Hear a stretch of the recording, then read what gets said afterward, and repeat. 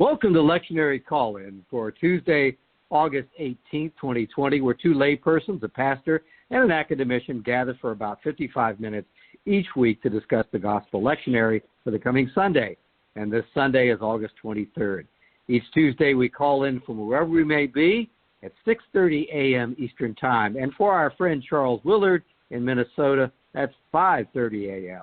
Our little team is working to be faithful to Lectionary Year A. And if you're studying the Gospel Lectionary this week, we hope this will provide areas of focus and reflection. And here's our approach. We work independently in advance of the call-in with some preliminary information from the lead-off person, what that person would like to discuss, and then we develop perspectives, share, encourage, and challenge each other. And here are the folks joining us in today's discussion. Sarah Mickelson. Bill Hall. Charles Willard. And I'm Don Upton, and our friend Sarah Mickelson is that lead-off person today, and she's here to read the scripture and kick things off. Hello, my friend. How you doing, Sarah? Good. I'm feeling quite blessed. This is a short reading. Coming from Matthew chapter 16, we're going to read verses 13 through 20. And Matthew has walked us through the feeding of the 5,000, the storm at sea and Jesus walking on the water toward the boat, Peter getting out of the boat and walking toward Jesus. We have encountered the feeding of the 4,000, another miracle of loaves and fishes, and now we encounter this particular passage. So reading from chapter 16, starting with verse 13. Now when Jesus came into the district of Caesarea Philippi, he asked his disciples, who do people say that the Son of Man is? And they said, some say John the Baptist, but others say Elijah, and still others say Jeremiah or one of the other prophets. And he said to them, but who do you say that I am?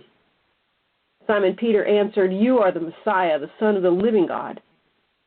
And Jesus answered him, blessed are you, Simon, son of Jonah, for flesh and blood has not revealed this to you, but my Father in heaven. And I tell you, you are Peter, and on this rock I will build my church, and the gates of Hades will not prevail against it. I will give you the keys of the kingdom of heaven, and whatever you bind on earth will be bound in heaven, and whatever you loose on earth will be loosed in heaven. And then he sternly ordered the disciples not to tell anyone that he was the Messiah. And that's the ending of our scripture, thanks be to God. So, to start with this morning, I want to turn to Charles and ask his thoughts about how this would have initially been heard.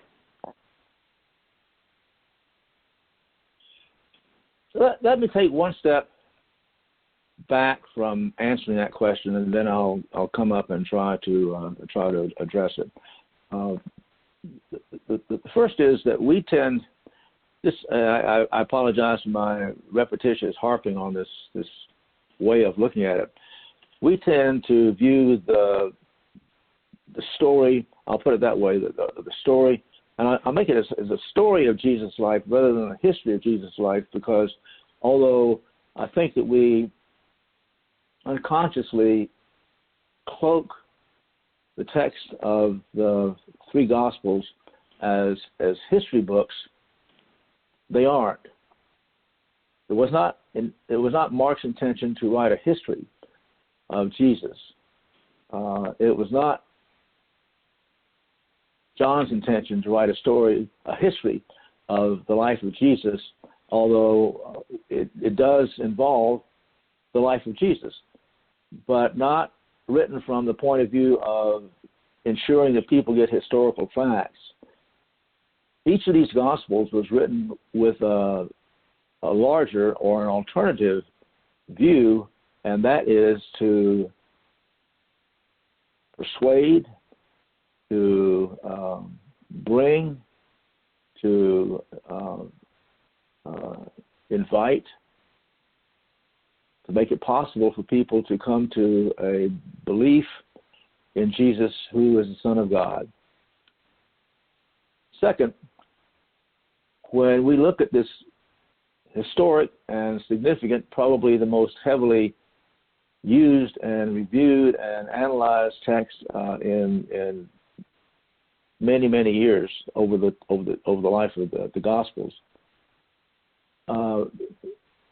we fail to we simply assume that it's in Matthew. Actually, I think we don't assume it's in Matthew. We simply assume that it's there because it turns out it's in one of the Gospels, and we don't. When we're thinking about, what does the Bible say, and what does the New Testament say, and what do the Gospels say, we think about a text as being somehow representative of all the Gospels, when in fact it's not. And that's plainly shown in this particular instance because if you line up Matthew, Mark, Luke, and John in some fragmentary ways,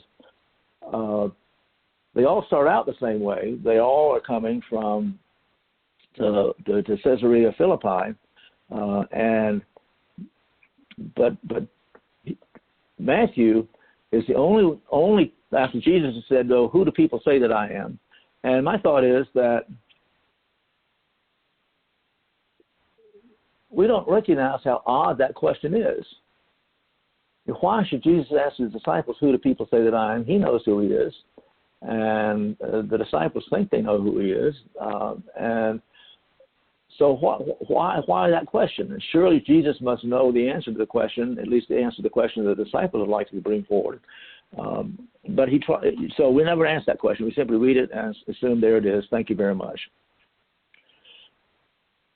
All the gospel writers, Matthew, Mark, at least Matthew, and Luke, have this question. When they get to say, "Who do you say that I am?" They all ask that question, and they all answer. The answers are approximately the same. However,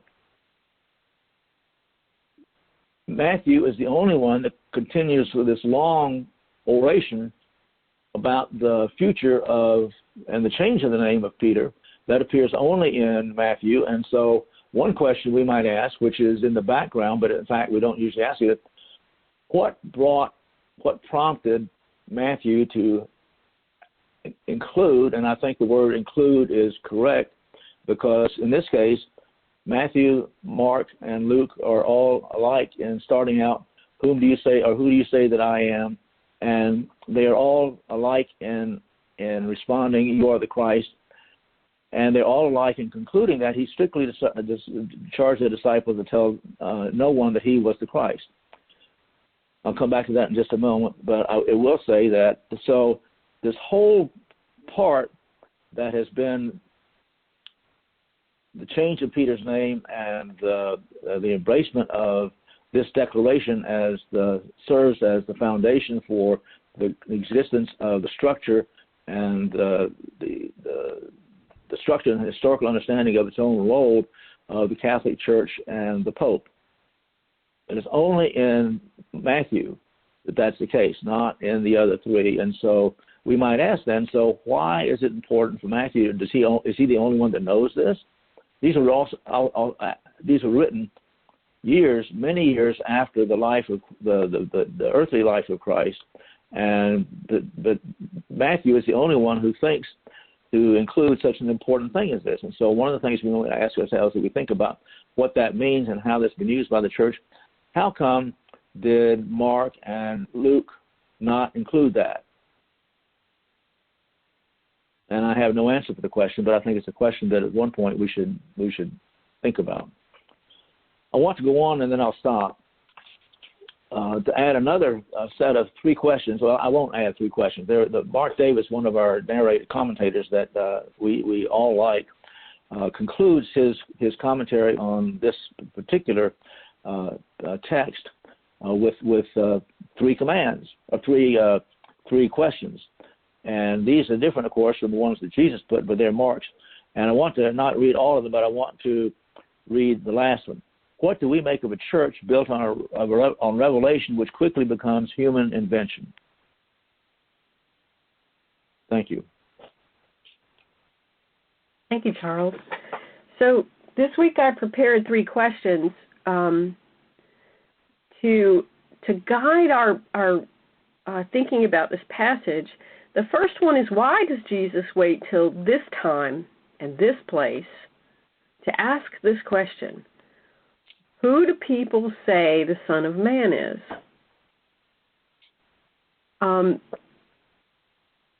So I am in my instruction this week, I was instructed to go to Bill first with this question. Bill?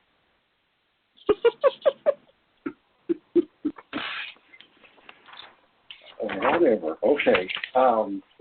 In some ways, first of all, thank you for the question. I don't know, Sarah, that I'd ever thought to ask that question about the placement of it. Okay. Charles has noted that this is also in Mark and Luke. So you set me to thinking, and I appreciate that.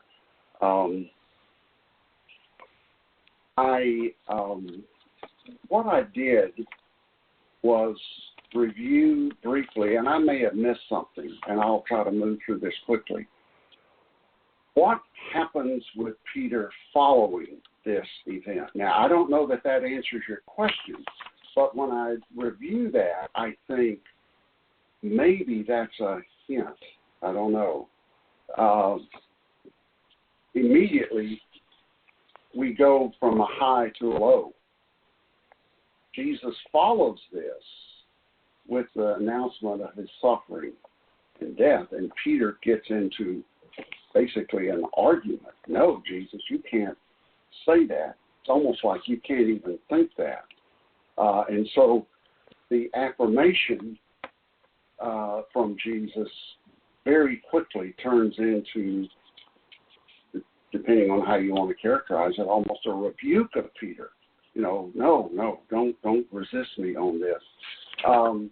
And then in chapter 17, Peter wants to build 3 dwellings to commemorate the transfiguration. Later in chapter 18, Peter says, how many times are we to forgive? Now that may or may not have been argumentation. It may have been, but it was a human question. Oh, really? Isn't there a limit to forgiveness? And then in chapter 19, Lord, we have left everything and follow you. What then shall we have? Now, this is the rock that the church is built on. Peter in John's gospel, you will never wash my feet. Peter's insistence that he will never deny Christ. But then, on the day of Pentecost in Acts 2, Peter's the one who stands up and, as it were, helps bring them together. Now, this isn't maybe speaking directly to your question, but the impact that review had on me was I could identify with it. In one sense, the profession of faith is only the beginning of the journey. And we will be, depending on what word you prefer, tested or tempted repeatedly to act counter to that profession of faith. Really, Lord, we have to keep forgiving. You have to suffer that resistance to the gospel. At least for me, there was some sense of identity in my older, somewhat hopefully wiser years of that journey, that it's not a straight line upward, that there over and over again we come up against what does the gospel mean for us. So back to your question, why does Jesus wait till now? They have observed him. And this thought, what I'm about to say in the original with me, several of the commentaries made this point. We could infer that Jesus is thinking, okay, you've watched me in action. What do you make of it? Having seen what I've done, how do you interpret who I am? Who are they saying I am? And then, of course, many sermons, and I preach my share of them, the who do you say that I am? I think there is a delightful corporate nature to faith. But in my journey, I came to a moment where I gave my personal answer to that question. And I think all of us do. Now, it doesn't have to be dramatic. It doesn't have to be a clear moment in time. But I think that we all are called to answer that question, who do you? And it comes at different points, and I think I keep answering that question. Thank you, Bill. I agree wholeheartedly that there's this opportunity to revisit and recommit and reconfess and learn even more. What are your thoughts, Don? Why does Jesus wait till this place and time to ask this question? Who do people say the Son of Man is?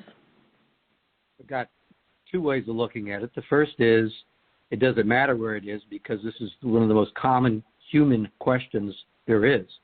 I think most people wake up in the morning worried about what people think of them and what they say about them, and that there is a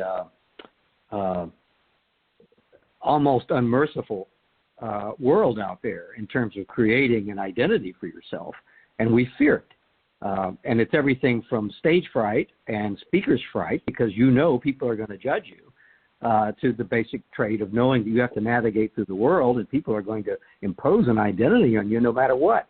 So my first answer is, it doesn't matter where it is, it's what people ask. So the Son of Man is asking that. Now, I know there's a bigger agenda here than that. Then the other half of this is he's asking it this particular place because of the maturity, like you're saying, Bill, of the disciples at this point. They've been watching and hearing, and I think Jesus might be looking at them going, all right, they're starting to separate the world of judgment and the crowd and what people think from maybe something else.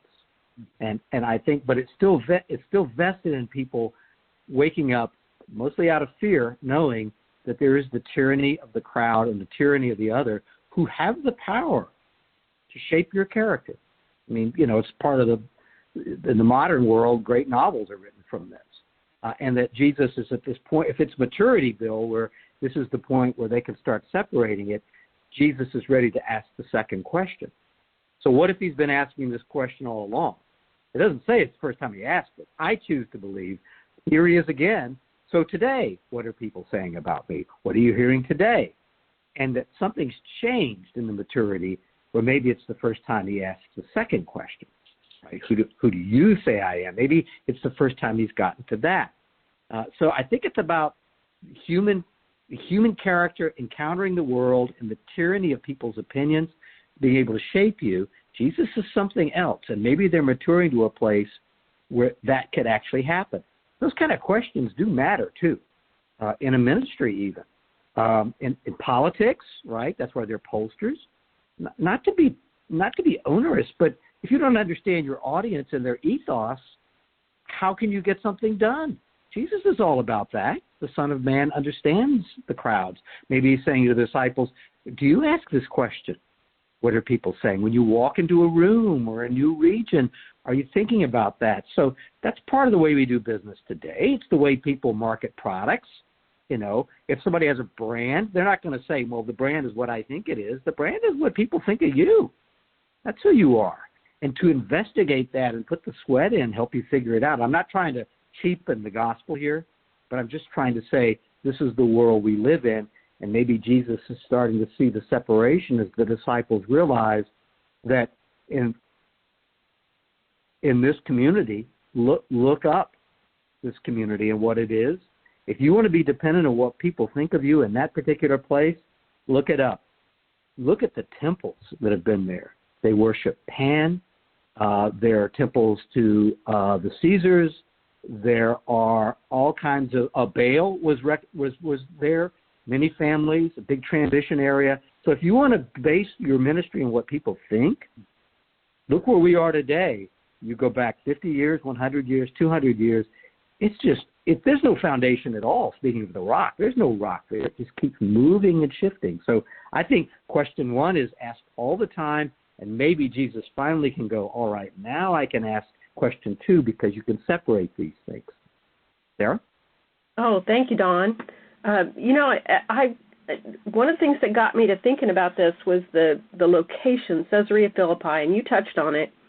An ancient town, a border town between Israel and the modern-day Syria, but also at that time a border town between that which is sacred and clean and that which is unclean and different. And so we have this backdrop, this panorama of different pagan gods. We have this panorama of economics. We have this panorama of world powers going back and forth over this land. This is the highest point in Israel. And so there's this sense of scale and geography that Jesus, I think, is using at this particular moment to stand in front of and go, who do people say the Son of Man is? If all of this is the backdrop, who is the Son of Man? And, I think the reaching back to the references in the book of Daniel about the Son of Man, the references to the book of Enoch, even though we don't have it in our canon, I think there's some interesting familiarity with that, that people who heard this, the disciples might have had some working knowledge of that, the sense that the Son of Man was going to be coming to judge and to ascertain the heart of a human.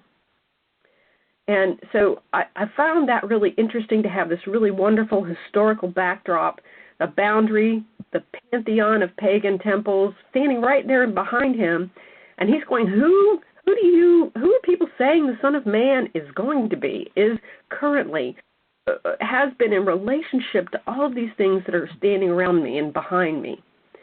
And what is the difference between Jesus and the panorama behind him?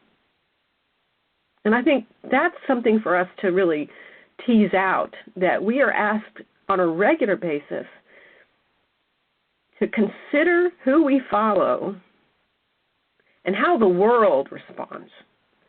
And, or what's the standard response, and then what is the response of those that follow Christ? And I think there's a significant difference. And I think you're right, Donna. We're at that point where the disciples are starting to see the separation between what the world responds with and what Jesus responds with. And he's had a couple of significant encounters with masses of people who likely were not all of one faith or another, one historical background, bloodline or another. So I think that the feeding experiences that they've seen, the miracles, the healings, the care that he's used to address those that have come at him indicates for them there's something different going on here. And so that's my first take on it. I think that he's trying to let them know how people see you is going to be important. How people respond to you is going to be set by the tone, by the posture, by the behavior, by the action that you're going to be taking. And we know in the book of Matthew, up until around the 13th chapter, it's all about who Jesus is.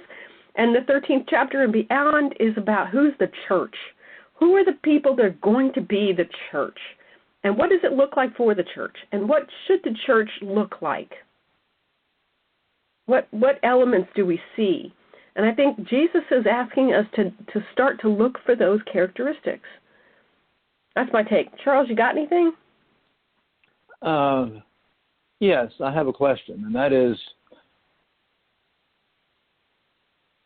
do we think that Jesus, two questions. One is, do we think that Jesus actually didn't know what people thought and were saying? No. I don't. I think he knew. So if he knew, why did he need to ask a question? Because they needed to know. Why did he need?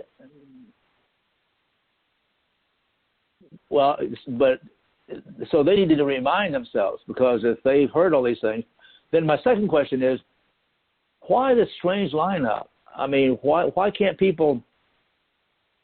Why would the question be, when the question is who is Jesus, why does it have to be? Why does Matthew offer as options persons in Israel's very recent and distant past coming back? Was that a common kind of a notion? But nobody said that John the Baptist was somebody else, did they? And when these prophets came along, they stood for themselves. They weren't a reincarnation of somebody else. Why suddenly, in the list that Matthew provides, and why these 4 or 3? Why? These are puzzles within puzzles, and the problem is that we don't. All we have is what we have here. What we have is Matthew's reconstruction of the life of Jesus. But again, this goes back to the comment I made early in this early hour. This is Matthew's reconstruction, not to provide historical information. So Matthew is not trying to tell us here. This is the reporter's view, having interviewed all these people, that all the 5,000. It took a long time, but we managed to get through the last person to tell us who they thought Jesus was. And so this is the answer. Here are the statistics. That's not Matthew's purpose. Matthew's purpose is to set the stage, I think, for this larger announcement, which then set the stage for the way the church became to be. Now, Charles, I'm going to go out on a limb here and go, because they didn't have mass communication, handheld iPhones, Instagram to take photographs, it's quite likely that people had heard of John the Baptist and Jesus, and that maybe they weren't sure which one this guy was when they came out from the villages to follow him. So it would be easy for somebody to say, I thought he was John the Baptist, but now I realize he's not. John the Baptist was an easy one, because John the Baptist had only just before, at least in our narrative, the way Matthew set it up. Again, it's the way Matthew gave it. We don't know that was exactly what the sequence was. All we have is what Matthew presents us as, or Mark, whichever one happens to be doing the writing at that point. So, but. Well, I don't know where I was going to go. I'm sorry. I think you're right. I think these are a list of names that people looked to.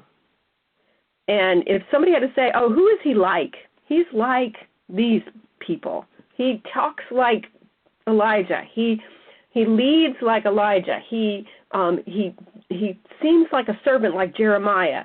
So we get these nuances that speak to a thread, I think, that runs through all of those names. He challenges the status quo like John the Baptist. He preaches and leads like Elijah. He talks to people in a real easy way like Jeremiah, so that we get all this, what are the common threads between these names? And those are the characteristics that we're seeing in Jesus. That's my blush on that. Now, my second question is, Jesus hasn't really done a pronouncement that says, hey, I'm the Messiah, and things are going to go really well for a short period of time, and then it's going to go really badly, so be prepared. So he's not told anybody.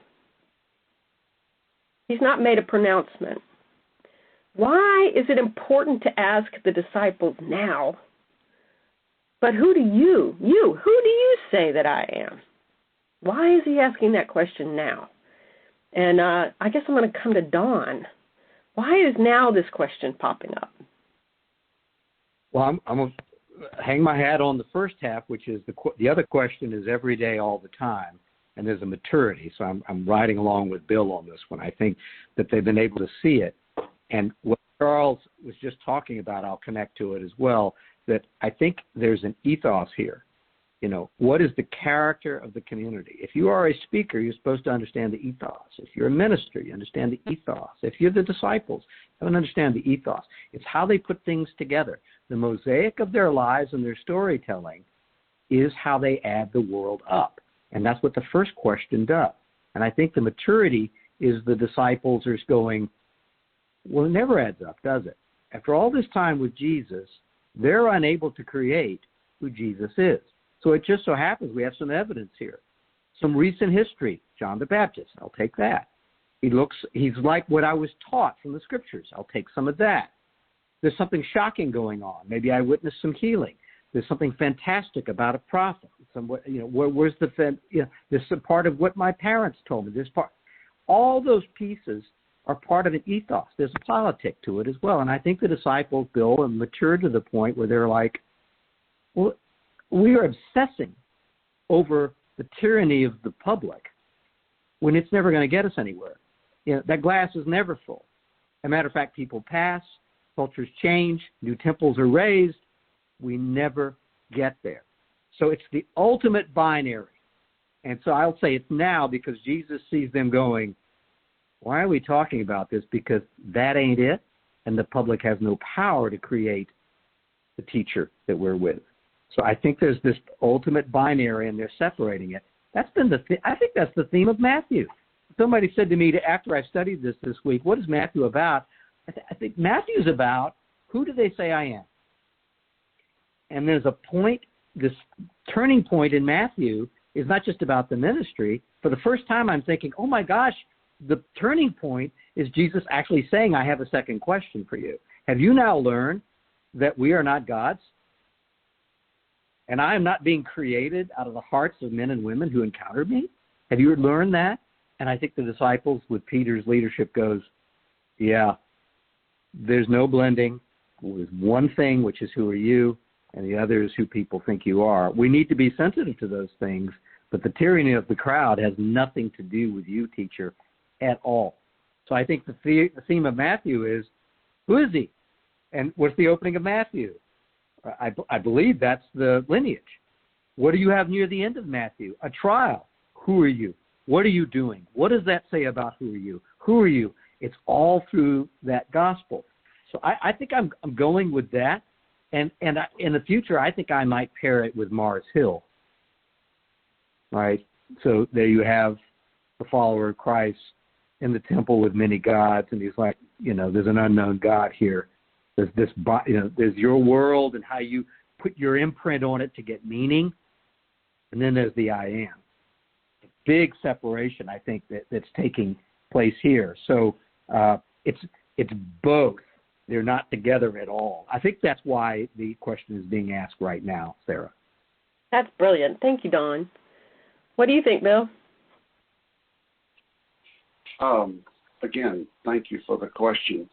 For me, what I focused on was what in Matthew, Mark, and Luke immediately follows. Jesus announces his suffering. Now, in my mind, acknowledging that we can't know for sure what each writer had in mind, it's significant that this is, in essence, Charles noted this earlier, this portion of it is told basically the same in Matthew, Mark, and Luke. This is one of those where something is included in all three. And to me, again, in our journey of faith today, I think we have to ask ourselves, what kind of Christ do we envision wanting to follow? And Jesus is saying, okay, you recognize I'm the Messiah. Now let's be clear that involves suffering. And I think that's a part of at least the answer I would offer to the why now. Now, Charles has noted, and various commentaries note, that this is in one sense the core of the Matthew story. This is a very important point. In my mind, if not equally, at least of great importance is Matthew 25. What kind of Messiah are we following? One who says, I am most to be found among the hungry, the naked, those in prison, those the world thinks the least of. Now, are you sure that's the kind of Messiah you want, that you're most going to discover this Messiah not in a castle or a temple or a place of safety, but in the midst of the mess of human life and need? And so, for me, that's the key. What kind of Christ am I trying to create? Or maybe another way to say, am I going to follow the Christ I want to envision, or the Christ who is the Messiah, the Son of God, who is always out there where many people don't want him to be, doing what others don't want him to be up to, but that's where we're called to be. Sarah? Charles, you want to add anything? Yes, I want to go back to, I think it was Don's reference to the Paul's observation in Athens. Well, no, it wasn't Athens, where he found the unknown God and said, you know, this is where I'm going. This is what I'm representing. And I just want to remind you again that our sequence of thinking about and receiving the text that we're now reading is that the disciples were gathered by Jesus. They had various and sundry adventures in life with him. They witnessed his death and resurrection, and then and his ascension, and then they went out and did things, which is true. Our record of what happened wasn't made at that point. One of the things that came between our record and that we're looking at now and the actual events is this experience that Paul had preaching about the unknown God and claiming that. And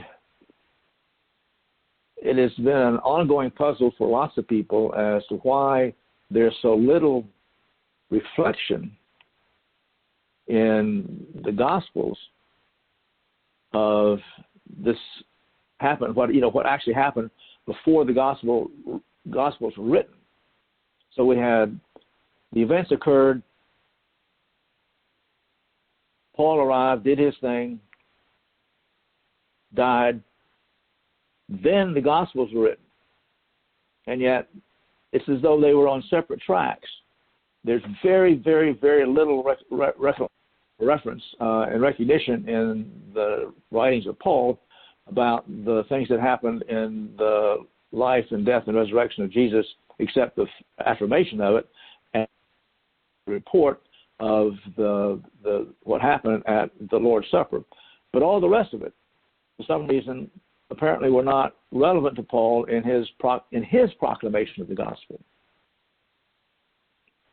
And likewise, we get these Gospels, including now Matthew, that is providing this important and dramatic way of explaining how the church got started and what it needed to carry along, except that it's only Matthew that does that. Matthew is the only one who lays, who spreads out what happens after the declaration. It's in all three synoptic Gospels: you are the Christ, the Son of the living God, or you are the Christ, or the Christ of God. All three of the Gospels agree with that. What that meant, or for the church, what that means, is only spelled out in Matthew. That's an ongoing puzzlement. I'll stop. Thank you, Charles. I find myself resonating with what Don said, what Bill has said.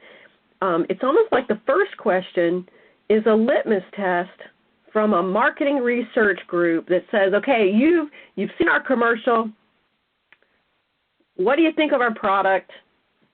Would you buy it? Would you become a consumer of it? And then the second question is much more personal. And I think it's directed to the disciples as a personal question. I think it's an essential question. I think every believer arrives at this question. There's the perceived understanding of who the Messiah is going to be, and then there's this interesting reality of who Jesus is that we are presented with.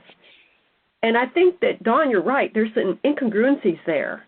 And Bill, you spoke to us a little bit that Messiah was expected to be a conquering hero that would overthrow the infidels if you will. I'm going to hijack a word that's used in a different context. Overthrow those that have corrupted the systems and bring back what they perceive to be the golden years of their history. And I will say that's, for a lot of people then and now, that's a really attractive package. But I also think you're right that it's not the truth. And I think Jesus is alluding to that. I think that the reason he's asking this question now is they have to come to their own understanding. And a good teacher will tell you that if the student arrives at the knowledge, it will become wisdom. If the teacher feeds you the answers, sometimes you don't even get the knowledge. You just get to information. And you can remember the information like 2 + 2 = 4. But until you've come to that experiential learning element, it never moves past information into knowledge and from knowledge into wisdom. So I think this is essential at this point because Jesus doesn't want to tell them he's the Messiah. He wants them to know it. And to have known it through experience and through grounded moments of awareness. So I think that's part of this question, and I think they've reached a level of maturity. I think you're absolutely right, Bill. That baby, this is the point in time. I think it's interesting that Jesus even says that the gates of Hades will not prevail against you when he's got this backdrop of all the pagan gods there have ever been.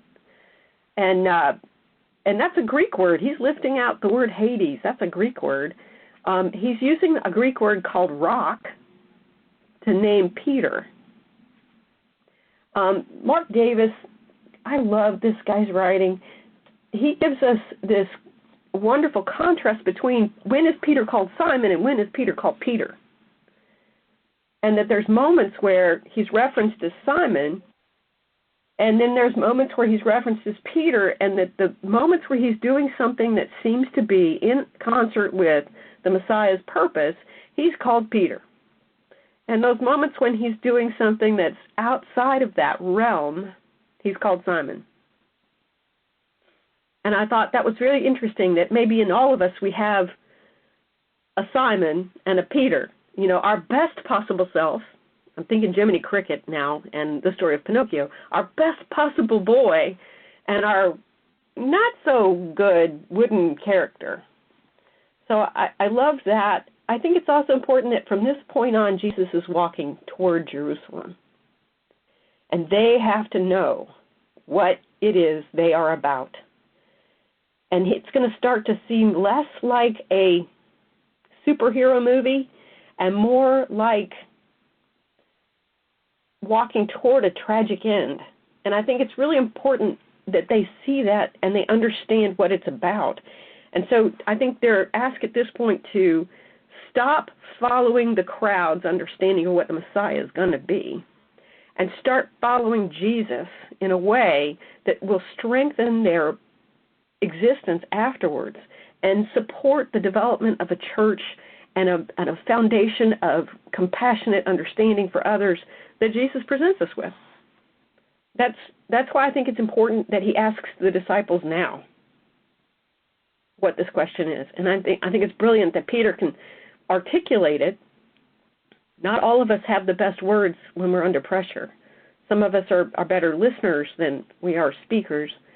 My last question is, what do you make of the promise and the pronouncement that Jesus offers in verses 18 through 20?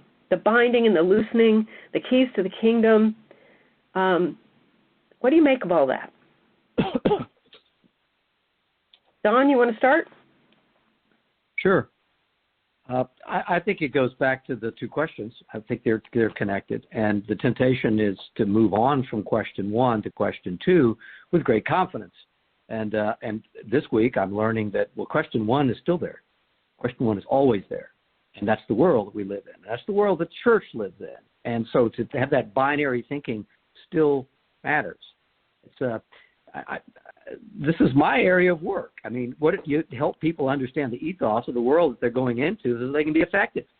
And so that's a real world that we're living in. It's a world. N.T. Wright kind of describes it as world puzzles. And even though we want to move beyond that, we can't forget that that's the world. It's like everybody's going through this algebraic thinking about who are you, what do I trust? And one of the things that goes to these last passages in your question is when I'm trying to figure these things out for clients, I don't ask what do you think. I ask who do you trust? Where do you get your information? How do you weigh all that information in the puzzle world that you live in? Because we want to provide the right platform, the right foundation, the right rock to deliver the information. So you have to have question A to understand what the foundation looks like. Who do you trust? Where do you get information? I think that's what the disciples are being asked to start thinking about so they don't get caught up in that other side. N.T. Wright, in his book, The Resurrection of the Son of God, says there's this outlandish explanation based on Jesus' extraordinary powers. And so they're in that puzzle-making world. And he says, I'm going to quote him, the early church, the early Christians did not identify Jesus in those ways, like the crowd did at the time, but preserved the memory of the people who did as signposts towards what they believed to be the truth. So, Charles, what N.T. Wright believes is it all makes good sense that puzzle making was going on, but the new church preserved that over time to have this contrast of the binary thinking. Like they already are on the other side, but they have to keep raising the question of what do the people think is really going on. And in that way, the idea of being the rock or the steward or the caretaker, Peter, of the information of the gospel going on is different. It's more like you're the steward and you're the caretaker as the rock because you know the truth, you proclaim it, but you also know in this mansion where you're providing some governance wherever you go that these rooms are filled with all the gossip and all the sense-making that human beings want to go through, and you can't compromise. You listen, you understand, but you can't compromise. Know the ethos, but think very carefully about how you engage in those things as you engage in acts of love and care through your ministry. That's my best answer, Sarah. Well, thank you, Don. Bill, do you want to go? Yes, I'm mindful of our time, so I'll try to compress this quickly. First of all, I don't remember noticing this before, and what I focused on was the loosing and binding. Almost verbatim, that occurs in three different places in the Gospels. First of all, here in Matthew 16, in this conversation. Then in Matthew 18, that very important section where how do you deal if someone has offended you? You go one-on-one, you take someone with you, and then he ends up saying, again, almost verbatim, whatever you loose on earth will be loosed in heaven, bind will be bound. Then, what was a surprise to me, in John the 20th chapter, where Jesus goes into the room, the doors being locked, his first appearance, he talks about receiving the Holy Spirit, and then if you forgive the sins of any, they are forgiven. If you retain the sins of any, they are retained. Why it's in those three, we could discuss, but it caught my attention that Jesus 3 different times is recorded as saying this. Now, what do we make of it? Obviously, my culture teaches me, and I believe, this did not mean that Peter was the foundation of the kingdom and he was the first pope. I honor and respect that opinion. That's not mine, because I've already noted Peter was anything but a rock in many ways. But at least one way I can understand it is on a human level. There is more than one verb in Greek that we translate as forgive. One of them, my favorite, literally means to open your fist and release something.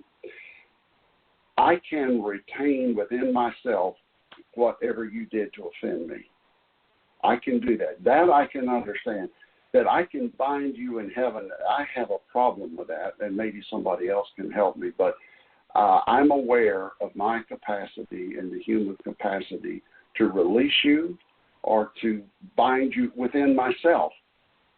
And that's something that I focus on, that I can understand and resonate with, that I can, again, I can re-experience in my mind a wound, re-experience the hurt, and also choose again to let go.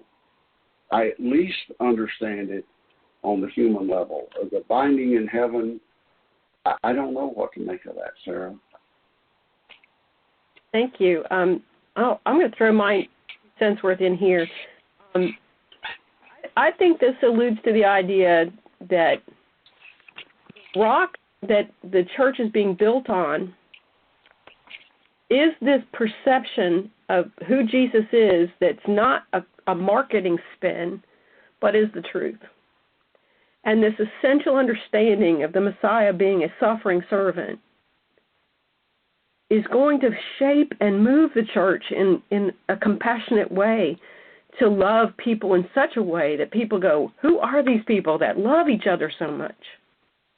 So I think that's the essential rock, and that Peter is the first to arrive at that conclusion. I think the words of giving you the keys to the kingdom and what you bind on earth, you bind in heaven, what you loose on earth, you loose in heaven, is like like an adult. I'm going to say the followers of the way talked about this yesterday in such a beautiful way. It's like giving your teenager the keys to the car and saying, yes, this will bring you exhilaration and fun, and it will be joyful, and it will take you in new places you've never been to before.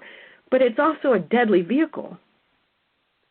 So how you manage it when it's your keys, when it becomes in your hand, how you manage it is going to affect all the people around you. And if you lead and are observed in that way, what people see you do, what people hear you say, affects how they feel about what you believe.